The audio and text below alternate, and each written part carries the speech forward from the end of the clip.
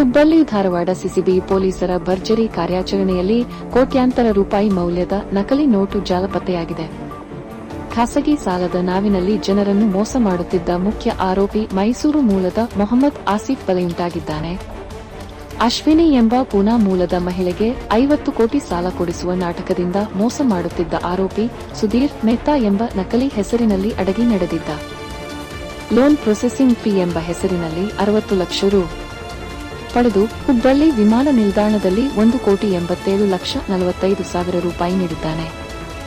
ಆದರೆ ಹಣ ಎಣಿಕೆ ಮಾಡುವಾಗ ಕೇವಲ 5 ರೂಪೀಸ್ 000 ಅಸಲಿ ನೋಟುಗಳಾಗಿದ್ದು ಉಳಿದ ಹಣವೆಲ್ಲ ನಕಲಿ ಎಂಬುದು ಬಹಿರಂಗವಾಗಿದೆ. ಈ ಸಂಬಂಧ ವಿದ್ಯಾನಗರ ಪೊಲೀಸ್ ಠಾಣೆಯಲ್ಲಿ ಜೂನ್ 5 ರಂದು ಪ್ರಕರಣ ದಾಖಲಾಗಿತ್ತು. ಆಧಾರದ ಮೇಲೆ ತನಿಖೆ ನಡೆಸಿದ ಸಿಸಿಬಿ ಪೊಲೀಸರು ಆರೋಪಿಯನ್ನು ಮುರುಡೇಶ್ವರದಲ್ಲಿ ಬಂಧಿಸಿದ್ದಾರೆ. ವಿಚಾರಣೆಯಲ್ಲಿ ಈತನಿಗೆ ತಮಿಳುನಾಡಿನಲ್ಲಿ ನಕಲಿ ನೋಟು ಮುದ್ರಣ ಸಂಪರ್ಕವಿದೆ ಎಂಬುದು ಬಾಯ್ಬಿಟ್ಟಿದ್ದಾನೆ. 2017-18 ರಲ್ಲಿಯೂ ನಕಲಿ ನೋಟು ಪ್ರಕರಣದಲ್ಲಿ ಈತ ಪ್ರಮುಖ ಆರೋಪಿಯಾಗಿದ್ದಾನೆ ಎಂಬ ದಾಖಲೆಗಳು ಲಭಿಸಿವೆ. ಪೊಲೀಸರು ಇದೀಗ 1 ರೂಪೀಸ್ 87 ಕೋಟಿ ನಕಲಿ ನೋಟುಗಳ ಜೊತೆಗೆ ಫೋರ್ಡ್ ಇಕಾಸ್ಪೋರ್ಟ್ ಕಾರು ವಶಪಡಿಸಿಕೊಂಡಿದ್ದಾರೆ. ಅಶ್ವಿನಿ ಕಡೆಯಿಂದನೇ 60 ಲ್ಯಾಕ್ಸ್ ತೊಗೊಂಡಿರೋದು. ಅದರಲ್ಲೂ ಹೆಂಗೆ ಮಾಡ್ತಾನೆ, ಫಸ್ಟಿಗೆ 2 ಲಕ್ಷ ಅಷ್ಟೇ ಕೊಡಿ, ಫುಲ್ ಕೊಡ್ತಾರೋ ಇಲ್ಲೋ ಅಂತ ಹೇಳಿಬಿಟ್ಟು ಫಸ್ಟಿಗೆ 2 ಲಕ್ಷ ಅಷ್ಟೇ ಕೊಡಿ, ಪ್ರೊಸೆಸಿಂಗ್ ಚಾರ್ಜಸ್ಸು ಮತ್ತು ಸ್ವಲ್ಪ ಎಲ್ಲ ಕಾಂಟ್ಯಾಕ್ಟ್ ಮಾಡೋದಿದೆ ಅಂತ ಹೇಳಿಬಿಟ್ಟು ಸ್ವಲ್ಪ ಹೆಚ್ಚಿಗೆ ಹಣ ತಂದಾಗ ಕೇವಲ 2 ಲಕ್ಷ ಅಷ್ಟೇ ಇಸ್ಕೊತಾನೆ. ಅವಾಗ ಇವರಿಗೆ ಇವನು ತುಂಬ ನಿಯತ್ತಿದ್ದಾನೆ, ಇನ್ನೂ 10 ಲಕ್ಷ 15 ಲಕ್ಷ ಕೊಡೋಕ್ಕೆ ನಾವು ರೆಡಿ ಇದ್ದರೂ ಕೇವಲ 2 ಲಕ್ಷ ಅಷ್ಟೇ ಇಸ್ಕೊತಿದ್ದಾನೆ ಅಂತ ಅವ್ರು ನಂಬಿಬಿಟ್ಟು ನೆಕ್ಸ್ಟು ಇಲ್ಲ ಅದನ್ನೆಲ್ಲ ಫಸ್ಟಿಗೆ ಒಂದು ಸ್ವಲ್ಪ ಕಮ್ಮಿ ಅಮೌಂಟ್ ಹೇಳಿರ್ತಾನೆ, 20 ಕೋಟಿ ಕೊಡಿಸ್ತೀನಿ 20 ಲಕ್ಷ ಕೊಡಿ ಅನ್ನೋ ಟೈಪ್ ಹೇಳಿರ್ತಾನೆ. ಆಮೇಲೆ 2 ಲಕ್ಷ ಕೊಟ್ಟಾಗ ಯಾವಾಗ ಇವನಿಗೆ ಸ್ವಲ್ಪ ಟ್ರಸ್ಟ್ ಬಂತು, ನಂತರದಲ್ಲಿ ಅವರು 60 ಕೋಟಿ 50 ಕೋಟಿ ಕೊಡ್ತೀನಿ, 50 ಕೋಟಿಗೆ ಅರೌಂಡು ಒಂದು 1.2% ಲೆಕ್ಕಕ್ಕೆ ಒಂದು 60 ಲಕ್ಷ ಕೊಡಿ ಅಂತ ಹೇಳಿದ ತಕ್ಷಣ ಇವರು ಕೊಟ್ಟಿದ್ದಾರೆ.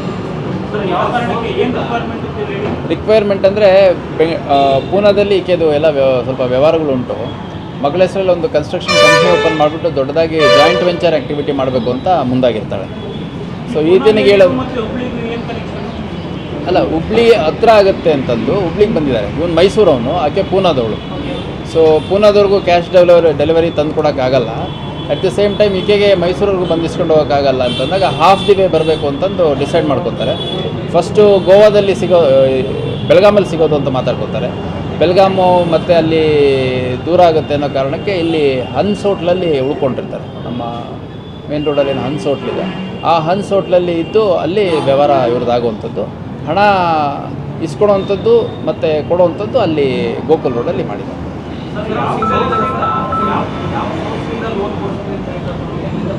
ಅವನು ಸಾಕಷ್ಟು ಜನ ನನ್ನ ಹತ್ರ ಫೈನಾನ್ಷಿಯಲ್ಸ್ ಇದ್ದಾರೆ. ಈ ಮಾರ್ವಾಡಿ ಕಮ್ಯುನಿಟಿ ಇದ್ದಾರೆ, ಬಂಗಾರದ ಅಂಗಡಿಯವರು, ಆಮೇಲೆ ಬಟ್ಟೆ ಅಂಗಡಿಯವರು, ಮತ್ತು ಬೇರೆ ಬೇರೆ ಫೈನಾನ್ಷಿಯಲ್ ಸೋರ್ಸಸ್ ಇದ್ದಾವೆ. ಅವ್ರುಗಳಿಗೆ ಸ್ವಲ್ಪ ವಿದೇಶಗಳಿಂದನೂ ಹಣ ಬರುತ್ತೆ. ಈ ಥರ ತುಂಬ ಒಳ್ಳೆ ರೀತಿಯಲ್ಲಿ ಕತೆ ಕಟ್ಟಿದ್ದಾನೆ. ಅವೆಲ್ಲ ಟ್ರಾನ್ಸಾಕ್ಷನ್ಸ್ ಮಾಡ್ತಾರೆ, ಈ ಥರದ್ದು ಏನೇನೋ ಹೇಳಿದ್ದಾನೆ. ಅಂದರೆ ಭಾಳ ಟ್ರಸ್ಟ್ವರ್ದಿಯಾಗಿ ಆ ಲೇಡಿ ನನಗೆ ನಿಜವಾಗ್ಲೂ ಅವನು ಇವತ್ತಿಗೂ ನನಗೆ ಮೋಸ ಆಗಿದೆ ಅಂತ ಅನ್ನಿಸ್ತಾ ಇಲ್ಲ ಸರ್, ಕೊಡ್ಬೋದು ಅನಿಸುತ್ತೆ, ಬಟ್ ನನ್ನ ಜೊತೆ ಬಂದಿರೋರು ಅವ್ರು ಯಾಕೋ ನಂಬ್ತಾ ಇಲ್ಲ ಅನ್ನೋವಷ್ಟು ಆಕೆ ಇವನು ಒಂದು ಟ್ರಾಫಿಕ್ ಬಿದ್ದಿದ್ದಾರೆ. ಇನ್ನೂ ಆಗಿಲ್ಲ. ಅದರಲ್ಲಿ ಅಲ್ಲ, ಇವನು ಸದ್ಯಕ್ಕಿರುವಂಥದ್ದು ಇವ್ರ ವ್ಯವಹಾರದಲ್ಲೆಲ್ಲ ಬಂದಿರೋವಂಥದ್ದು ಒಬ್ಬನೇ. ಇವನ ಹೆಸರಾದ್ರೂ ಮೊಹಮ್ಮದ್ ಆಸಿಫ್ ಅಂತಿದ್ರು ಇವನು ಸುಧೀರ್ ಮೆಹ್ತಾ ಅಂತ ಹೇಳ್ಕೊಂಬಂದಿದ್ದಾನೆ. ಕನ್ನಡ ತುಂಬ ಸ್ಪಷ್ಟವಾಗಿ ಮಾತಾಡ್ತಾನೆ, ಹಿಂದಿ ತುಂಬ ಸ್ಪಷ್ಟವಾಗಿ ಮಾತಾಡ್ತಾನೆ. ಯಾರಿಗೆ ನೋಡಿದ್ರೂ ಅವನು ನಂಬಬೇಕು ಅನ್ನೋ ರೀತಿ ಪೋಸ್ಟ್ ಕೊಡ್ತಾನೆ. ಒಂದು ಫೋಟೋಸು ಸ್ವಲ್ಪ ಕೊಡಿ, ಎಲ್ಲ ಪ್ರಾಪರಾಗಿ ಸೂಟ್ ಗೀಟ್ ಹಾಕ್ಕೊಂಡು.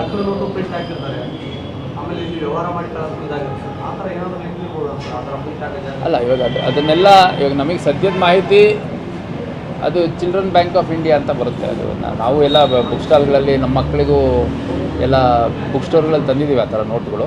ಬಟ್ ಇದು ಸೈಜ್ ಗೀಸ್ ಎಲ್ಲ ನೋಡಿದರೆ ಒಂಥರ ಭಾಳ ವ್ಯವಸ್ಥಿತವಾಗಿ ಇವನು ಮಾಡಿದ್ದಾನೆ. ಇಷ್ಟೇ ಸೈಜ್ ಬೇಕು ಅಂತ ಒಂದು ಅಲ್ಲಿಂದ ತರಿಸ್ಕೊಂಡಿರೋಂಥ ಕಡೆ, ತಮಿಳ್ನಾಡಿನ ಒಂದು ನಗರದ ಮೂಲದಲ್ಲಿ ತರಿಸ್ಕೊಂಡಿರೋದು ಅಂತ ಹೇಳ್ತಾನೆ. ಅದು ಎಲ್ಲಿ ಅಂತ ನಾವಿನ್ನೂ ತನಿಖೆ ಮಾಡಬೇಕು.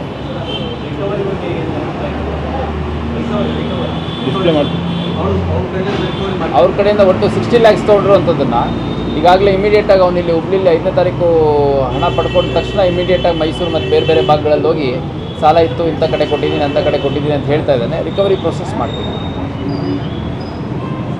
Thank you.